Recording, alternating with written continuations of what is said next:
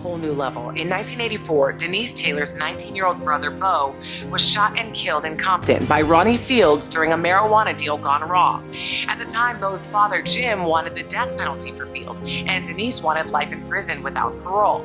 Fields was sentenced to a minimum of 27 years in prison. But in 2005, 21 years after Bo's death, BBC.com reports that Denise decided to contact her brother's killer in prison to ask if she could visit him. She'd already forgiven him, but she wanted to hear him say he was sorry.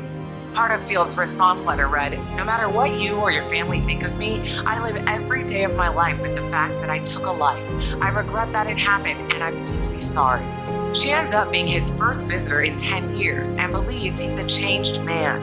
In the years that would follow, Denise and her father support him at more than 5 parole hearings, something only 1% of victims' families do.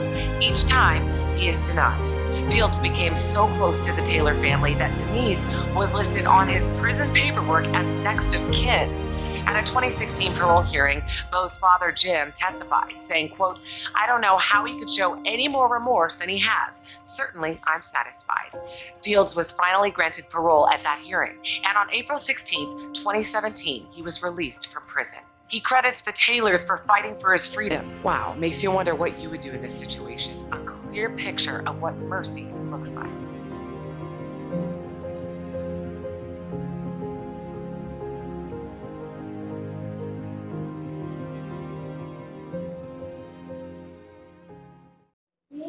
Ladies and gentlemen, welcome to this very special featured interview. It's a very big pleasure to welcome Denise Taylor and Ronnie Fields.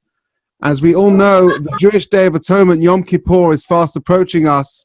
Yom Kippur is the day in the Jewish calendar where we spend the day immersed in prayer, asking God for forgiveness. And this evening, I want to share with you one of the most powerful stories I've ever heard of the story of forgiveness. And I'm very grateful to you both for agreeing to join us. I'm going to go straight over to you, Denise, and I'm going to ask you to just briefly share with our audience the story. Oh boy, briefly, huh? Okay, so so I guess I'll start with in 1984, after I graduated college. So my brother was murdered, and so 20 years later, we'll just jump to that part. I heard a story on the radio about a woman who had contacted or was in touch with the man who had killed her parents, and how she was communicating with him and had forgiven him. And I was working, or I am still working, at a men's prison, and I thought to myself that seemed like something I would want to do. I had not stayed focused on what had happened in my life other than the loss of my brother, but not really focused so much on the person who, helped create that situation.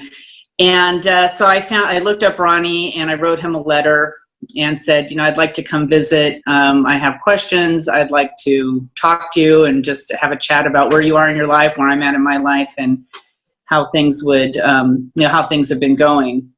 And so that led to about 13 or 14 years of us corresponding. And I went to his parole hearing with my father, and then eventually Ronnie was released. So I credit, sort of in short, I credit the men who I worked with in the men's prison, or who I still continue to work with, in helping me through this process, not in a very direct one-on-one sort of way, but in their good example and taking care of them as a physician, which I am. It helped me sort of feel confident that I could approach Ronnie and interact with him. I had a pretty good idea of perhaps how he was going to respond to me. And I felt like it was important to forgive him, because I knew how much that would mean to the men I was taking care of, that they would really relish the opportunity to have a direct conversation with their victims' family members, and not so much ask for forgiveness, but be able to say they were sorry. And I wanted to be able to make sure and give Ronnie the chance to do that if that was something he felt important to moving on in his life. So I would say, in short, that's kind of how I approached it. I'm kind of lost for words. I mean, I find it very humbling to hear this level of forgiveness that you've managed to achieve.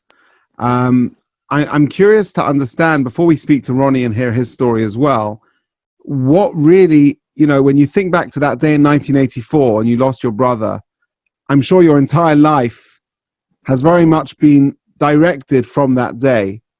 And when you think back to your brother, your childhood, your relationship with him, and how different your life has been, first of all, what motivated you to have that ability to forgive? And also, what do your friends and your family think of your actions? How do they respond to this profound gesture of forgiveness? So I think for whatever reason, I was not wired to hold on to the negativity of that day. I mean, clearly my life was turned upside down. I had been at college for 4 years, and so I wasn't really in a day-to-day contact with my brother. So I would say the immediate day-to-day loss was not so great as the potential, because I was looking forward to having an adult friendship with him, because he was 2 years younger than me. And so I was really more focused on, what could have been rather than what was at the moment. And I have a very distinct memory of, at that time, I saw his death as it was inevitable. I guess maybe a sort of like fate, that I just imagined a room full of candles of varying sizes, and his just happened to be shorter than the other ones, and it was ready to extinguish, and that it could have been at the hands of, someone shooting him. It could have been a car accident. It could have been some other sudden illness that would have taken him. I guess that was kind of how I dealt with it at the time. And so I guess I wasn't really feeling so much full of blame towards the person who, which is Ronnie, who shot him, rather than it felt like it was just a piece of what was going to happen anyway. And then later on in life, I started reading a lot of Buddhist writings, and I wouldn't call myself Buddhist, but I think the philosophy very much guides my life and really resonated with me.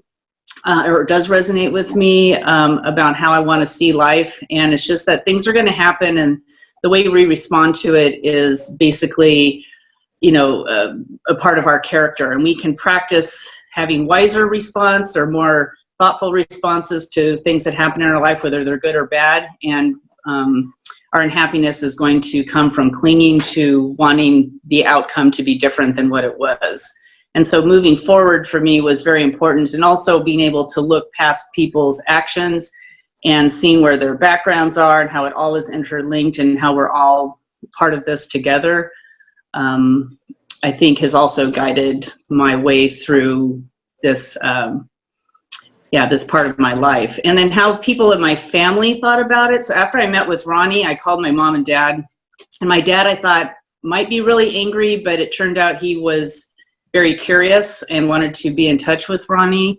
My mom was saying more, she didn't really feel like she wanted to stir that part of her life up. She'd kind of come to peace with it, but did not necessarily feel like she needed to be in touch with him. So, and the rest of everyone else, most people sometimes they find it hard to understand, but I think for the most part, I hope that it helps them feel like they can be more forgiving in their lives. Wow. I'm slightly lost for words. It's not often you find a rabbi lost for words, but I'm right now lost for words. Ronnie, if we can turn our attention to you. First of all, if I could begin by wishing you well and a speedy recovery. I can see you're in a hospital bed. Ronnie, for our audience to understand, underwent a very severe motorcycle accident last year and has been in a rehabilitation clinic since. And we wish you well. But I'd like to ask you to go back, Ronnie, and tell us a little bit about your life. Tell us a little bit about your childhood. Tell us about the events of 1984 and what a blessing it has been for you to have Denise in your life and how that's kind of, in a way, changed your life. Share with us, please, Ronnie. Well, I was youngest of 5 kids, and I was raised in Compton, California, and I grew up through a gang So I was really a gang member from the beginning because my older brothers was gang members.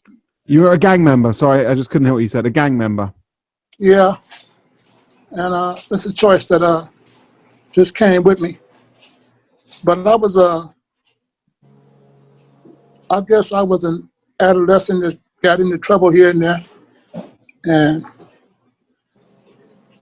tried to make it the best I can. You know, we wasn't some of the most wealthiest people, that's for sure. But I liked to have nice things too. As I got older, it seemed like I got more involved, and I worked occasionally at different places, but then never really worked it out. So I just did what I had to do, and I fathered a son in 1978. So I had to drop out of school and take care of my son. I just was a downhill thing for a while, dealing with me and my homeboys in and out of jail, you know, for whatever. But I try not to relive that part of my life, but I understand you want to know some things of my life. I'm a completely changed person now. I did 32 and a half years for the murder of Denise's brother. And a lot of the story didn't come out. I was minding my business that day. I mean, I wasn't a saint or an angel, but I was minding my business that day when I got approached by Jonathan. And I told him I couldn't help him. I told him I couldn't help him and to go on by his business. But he approached me several more times.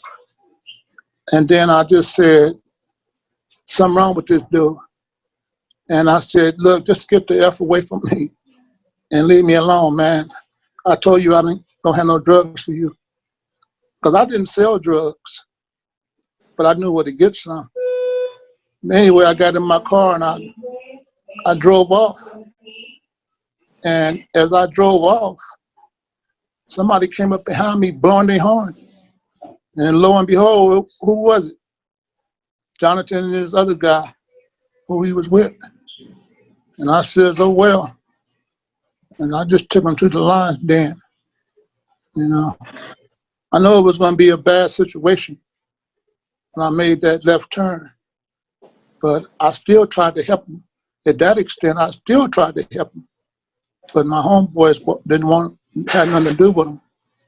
They were selling the drugs. They didn't have nothing to do with him. So bad situation just got worse, you know, which led to the eventual me misleading them, thinking they was going to get some pot. And it just went to the worst, you know. I just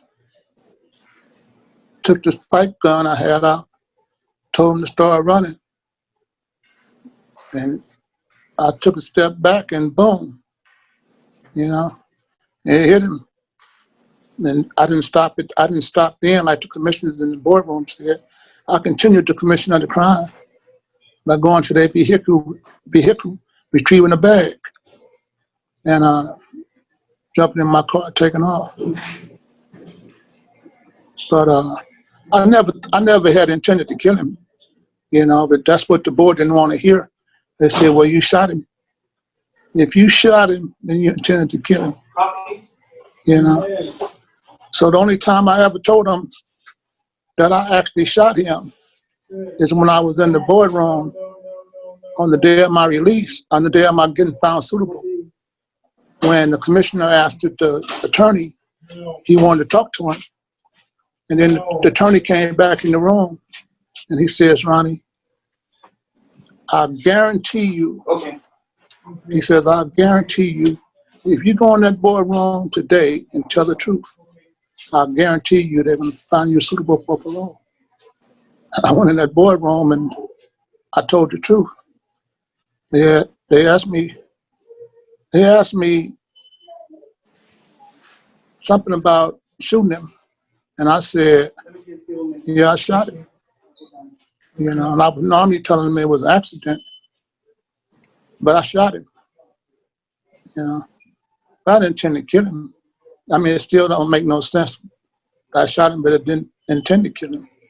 I just intended to get whatever I can get and get away. You know.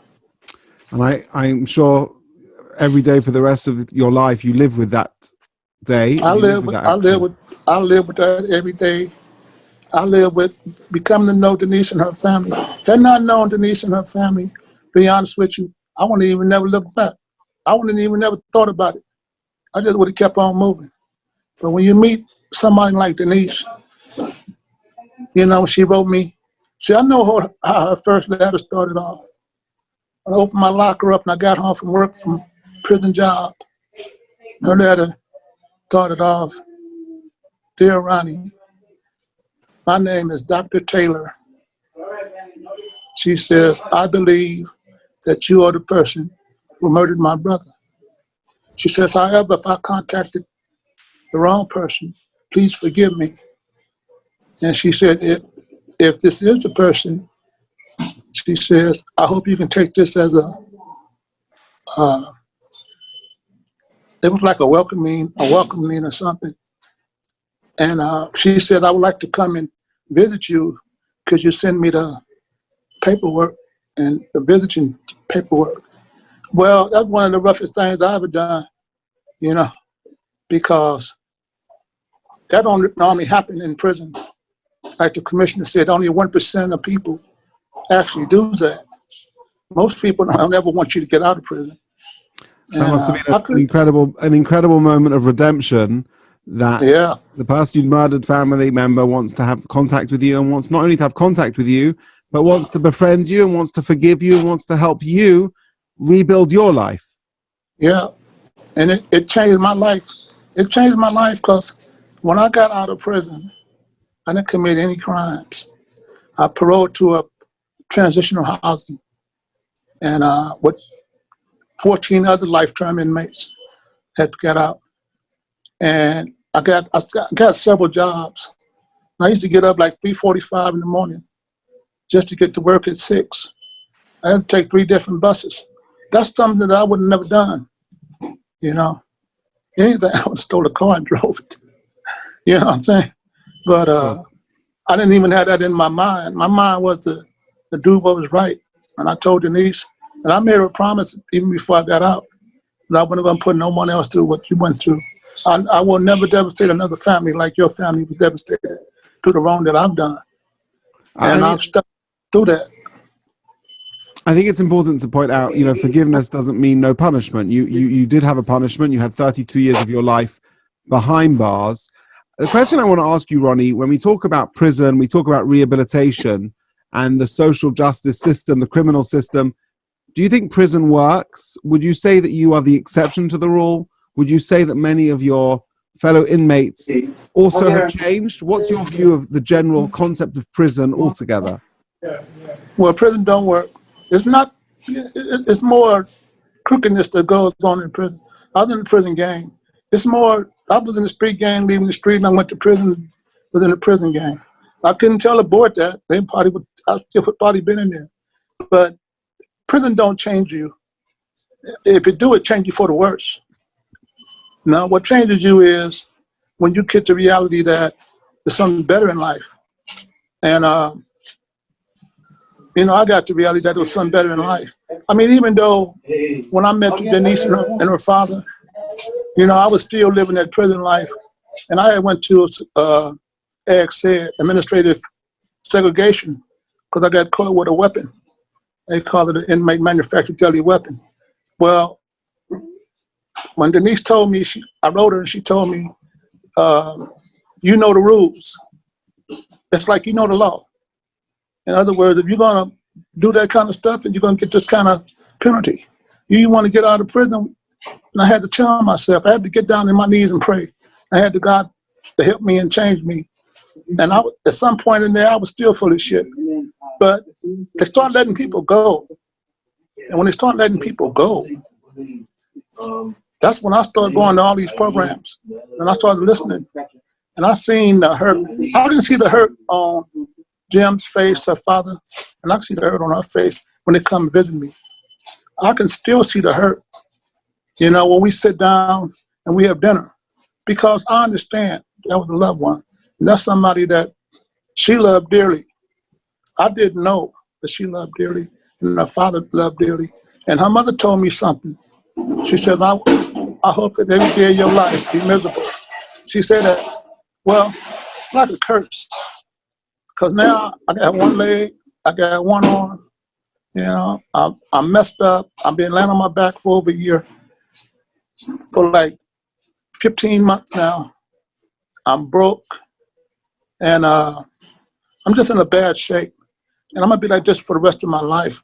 I may not be laying on my back for the rest of my life because they're trying to get me a leg, and just a whole lot of drama. But I look at this as karma.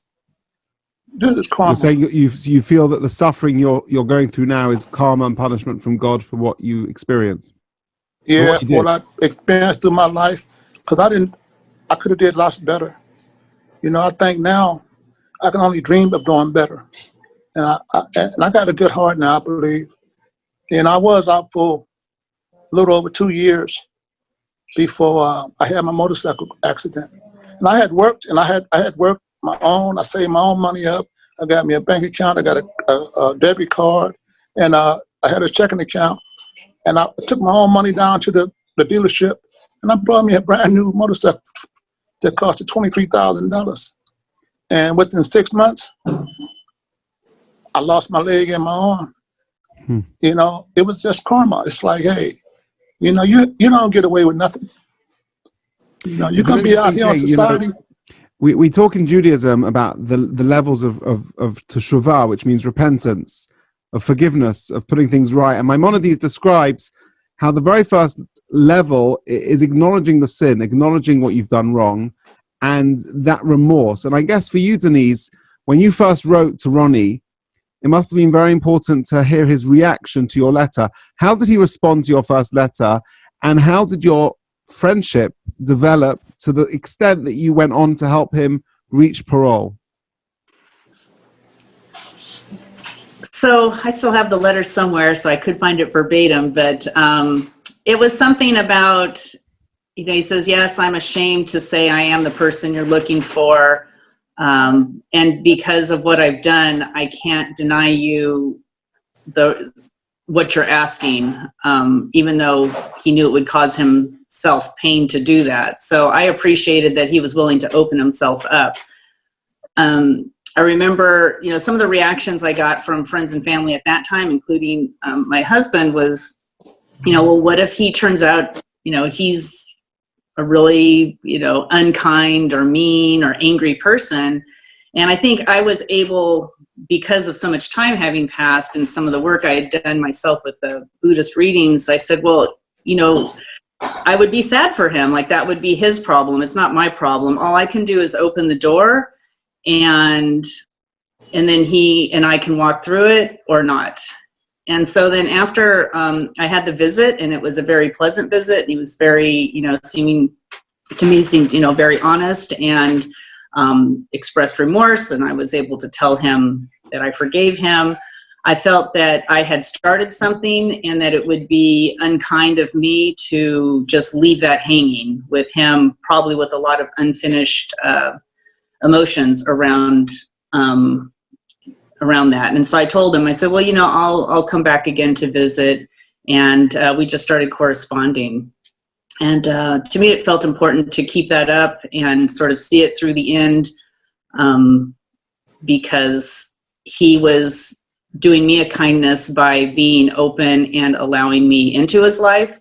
And so I felt like I could easily do the same. It was not, didn't seem like a difficult thing for me, and I had the capacity to do it, I guess. And so I felt like it was important to do it.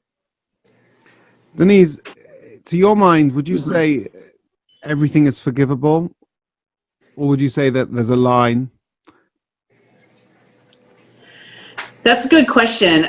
You know, I think everything is forgivable. I think everything is understandable if you look back far enough. I don't enjoy being put in, like, I don't enjoy movies that make me really root against the villain, because I don't want to hate people. I don't want to think the worst of people. I know there are a lot of people who are so damaged that they probably can't be a part of society anymore, and that I totally understand, and I think that's what prison should be for. But I think most people do, do things in certain circumstances at a certain point in their life, like say if it's a criminal act, and that they're not they aren't necessarily the same person, say 10, 15, 20 years later. And I think everything's forgivable. Wow.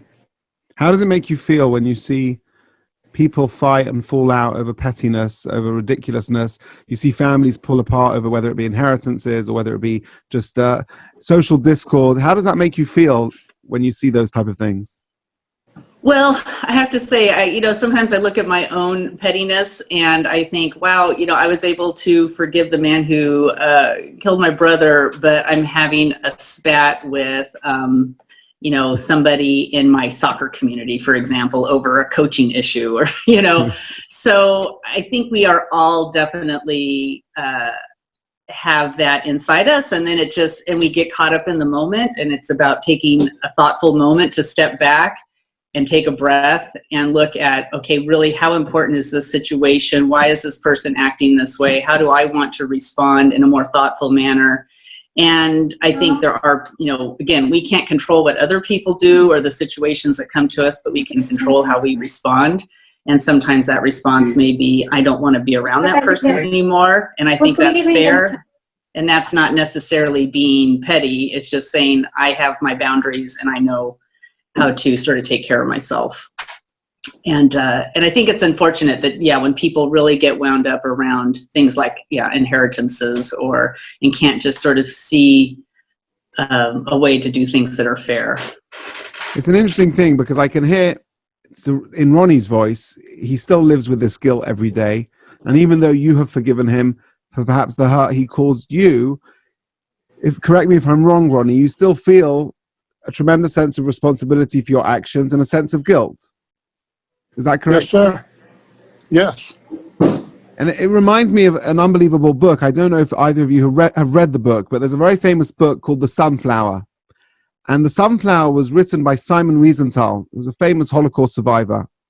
And it recounts his experiences in Lemberg concentration camp in 1943, where there was a Nazi who was on his deathbed, who was very, very sick, very ill. And he asked him to bring in a Jew. And they brought in a young Simon Wiesenthal, and they asked him, the Nazi said to him, look, I want to ask you for forgiveness for the crimes that I committed against humanity, against the Jewish people. And this young Holocaust survivor who had lost many members of his family stood there silently shaking, and he couldn't say anything. And this episode, so to speak, haunted Wiesenthal. What should he have done? The Nazi died a few days later. And after the Holocaust, Wiesenthal battled with the argument, should he have forgiven him? Should he not have forgiven him? And he ended up writing to many dozens of spiritual leaders around the world, including rabbis, chief rabbis, including priests, imams, gurus, and all sorts of religious leaders. And he eventually compiled all their responses into a book called The Sunflower. And the Jewish response, as Ronnie has said himself, is that really one can only forgive somebody for a crime that they've committed to them. So, Denise, you forgive Ronnie for the crime that he's committed to you, that he's stolen your brother from you. For true atonement, it's more of a challenge. And I'm curious just to understand philosophically your response to what I've just told you and your own thoughts of this very complex subject. And Denise, if you want to say a response first, please go ahead.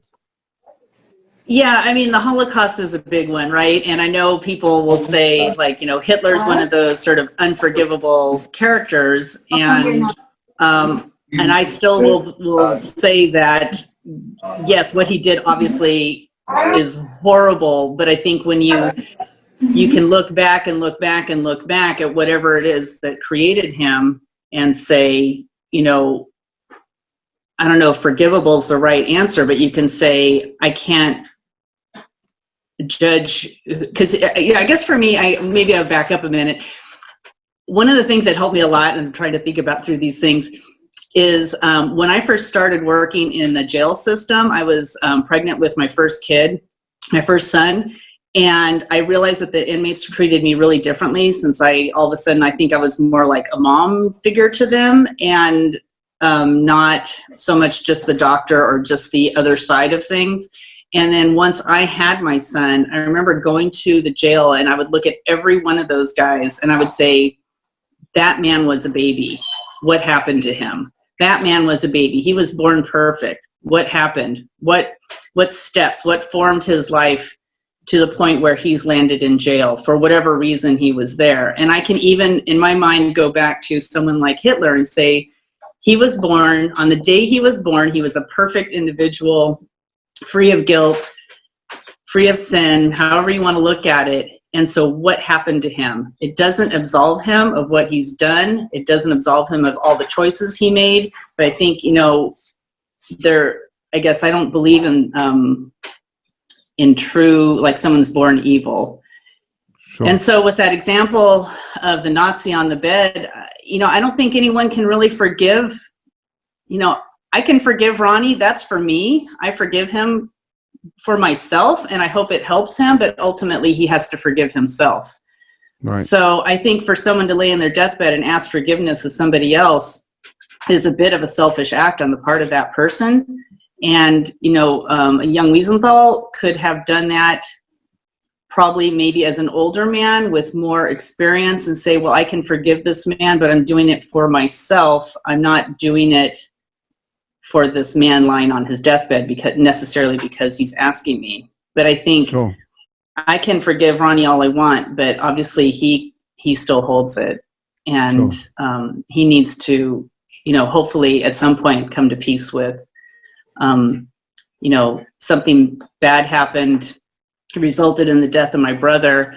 And then at some point say, okay, well, what I've done after that, hopefully has been healing. And even if there were moments of healing, or if he, even from today moving forward, says, well, I have a purpose in life to do something good, then I think that's the best we can do. Sure. At this point. I mean, also, it's clear to say that in Judaism, we believe that the Almighty judges a person based on their situation, based on their life circumstances, based onto the situation they were born into and the environment that they grew up in.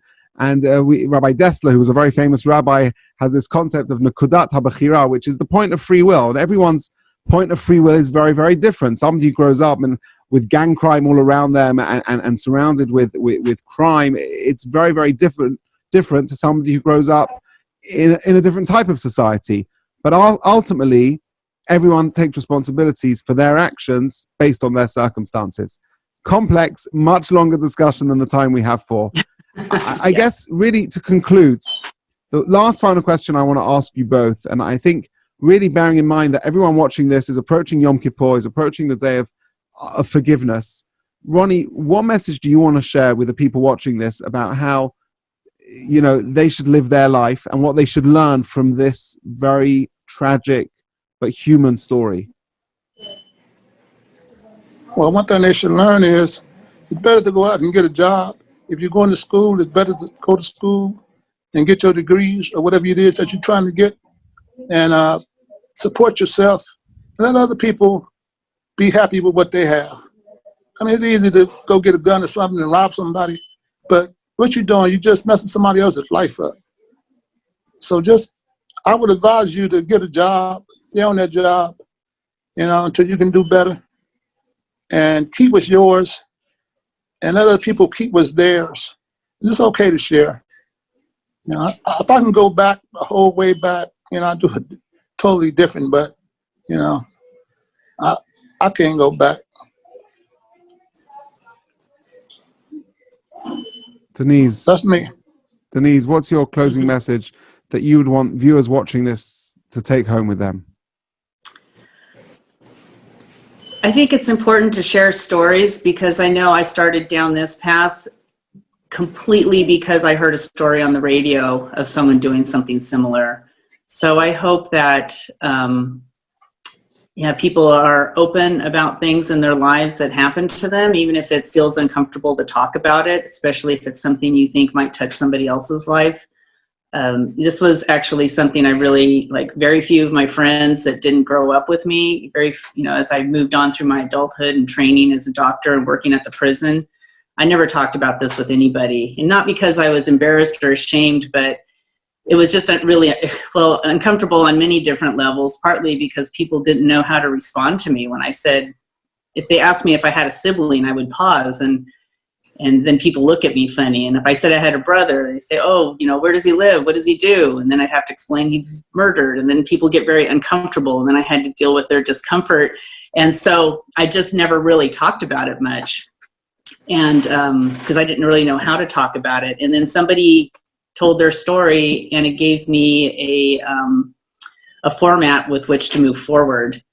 And so I think that's one of my stories. And also I think that we cannot give up on people, no matter how bad we think they are, because the men in the prison absolutely, that I worked with on some different projects. I helped start a hospice program in the prison, and seeing that they were capable of change and changing their lives, and the possibility where forgiveness can step in and heal. I believe that we should really work for prison reform in our country, for sure, in the United States, and I imagine it's probably similar in Britain. I'd like to just conclude by thanking you both. I can imagine this is a very painful conversation to have, yet a meaningful one. I'd like to thank you very, very much. Denise, your inspiration to everyone. Your power of forgiveness is unbelievable. And Ronnie, to you, I'd like to tell you, as the verse says in the book of Proverbs, a righteous man falls down 7 times but gets up. And even though we go through life's trials and tribulations and we make mistakes, and every human being makes mistakes, please God, you should have the power to continue to inspire people through the changes that you've made in your life and through the repentance that you've tried to do with Denise. And I'm sure there'll be young people watching this who hopefully will learn not to make the mistakes that you have made and to lead their life in a positive manner. And thank you very much to both of you for this opportunity. You're very welcome. Thank you. Good evening.